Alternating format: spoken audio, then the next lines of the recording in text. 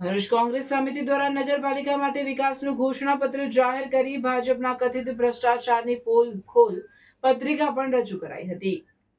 હવે સ્થાનિક સ્વરાજ્યની ચૂંટણીના આડે ગણતરીના દિવસો બાકી છે, ત્યારે ભરૂચ કોંગ્રેસે પાલિકામાં કોંગ્રેસનું બોર્ડ બનવાના આત્મવિશ્વાસ સાથે વર્ષ 2024થી 2031નો ચૂંટણી ઢંઢેરો ઘોષિત કર્યો છે.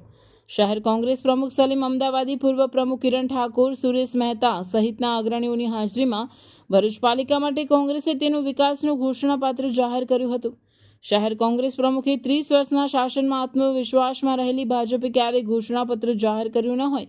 રોડ મેપ વગર ભરૂચની પ્રજા ભાજપના શાસનમાં ટ્રાફિક, સફાઈ, ડમ્પિંગ સાઇટ, રોડ, રસ્તા, ડ્રેનેજની સમસ્યાને લઈ ત્રાહિમામ પોકારી ઉઠી હોવાનો પણ આક્ષેપ કર્યો હતો.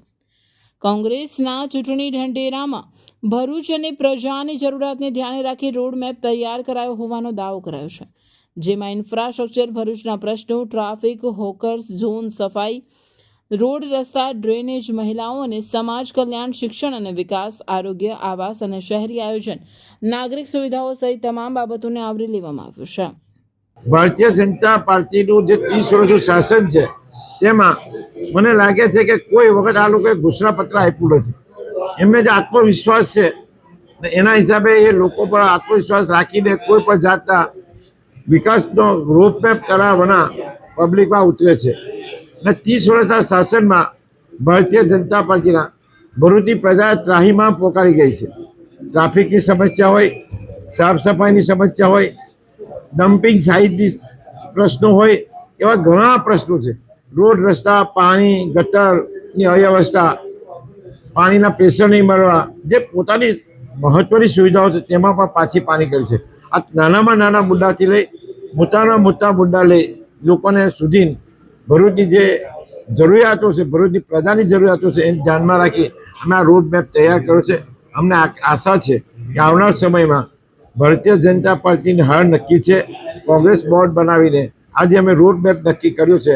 એના અનુસંધાન કોંગ્રેસના લોકોને, ભરૂચની પ્રજાને સારો એવો વહીવટ મળે એ બાબતે અમારા તમામ પ્રયત્નો રહેશે. સાથે સાથે 30 વર્ષના શાસનની જે એમની પોલ ખોલ છે એમાં ભ્રષ્ટાચાર છેલ્લા માજા મૂકી છે. મને એવું લાગે છે કે આ વખતે 40% કમિશન જેવી સરકાર ચાલે છે, તો એ બાબતે અમે ધ્યાનમાં દોર્યું છે અને એ મુદ્દા પણ અમે લોકો સુધી લઈ જવાના છે. ફરીથી ભરૂચની પ્રજાને હું મારી આહ્વાન કરું છે કે આ વખતે કોંગ્રેસના લોકોની સાથે રહી કોંગ્રેસનું બોર્ડ બને અને ભરૂચની નગરપાલિકામાં ભરૂચના શહેરનો વિકાસ થાય એવી એ રીતનું મતદાન કરી કોંગ્રેસને મદદ કરશે એવી આશા રાખું છું. ભરૂચ કેવું ડેવલપ થઈ રહ્યું છે. હવે તો રોમન સ્ટાઇલ અપાર્ટમેન્ટ પણ બની ગયા છે. આ છે SLD વેલેન્સિયા. ભરૂચમાં બની ગયા છે roman style lavish 3-4 BHK apartments અને 5 BHK penthouse. Welcome to SLD Valencia. કોલેજથી જ્યોતિનગર રોડ પર ધર્મનગર પાસે આવેલું આ અપાર્ટમેન્ટ્સ એન્ડ શોપ્સ પ્રોજેક્ટ હવે રેડી ફોર પોઝિશન છે. અહીં તમને મળશે મોડર્ન લાઇફસ્ટાઇલ માટે પ્રીમિયમ એમ્યુનિટીઝ જેમ કે fully equipped gym, recreation hall cum projector room, terrace પર સોફ્ટ વોકિંગ ટ્રેક, બાળકો માટે ટેરેસ પર જ covered play area, beautiful sitting ગઝેબો.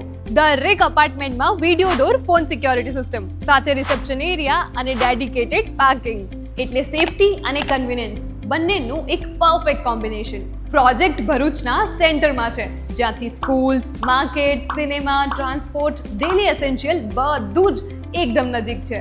જો તમે પણ ભરૂચમાં 3-4 BHK અપાર્ટમેન્ટ્સ અને 5 BHK penthouse ready to move in શોધી રહ્યા છો તો SLD Valencia is your dream home. For more information, visit site office or call on given number. SLD Valencia, near Dharmanagar Society, College to Jyotinagar Road, Bharuch.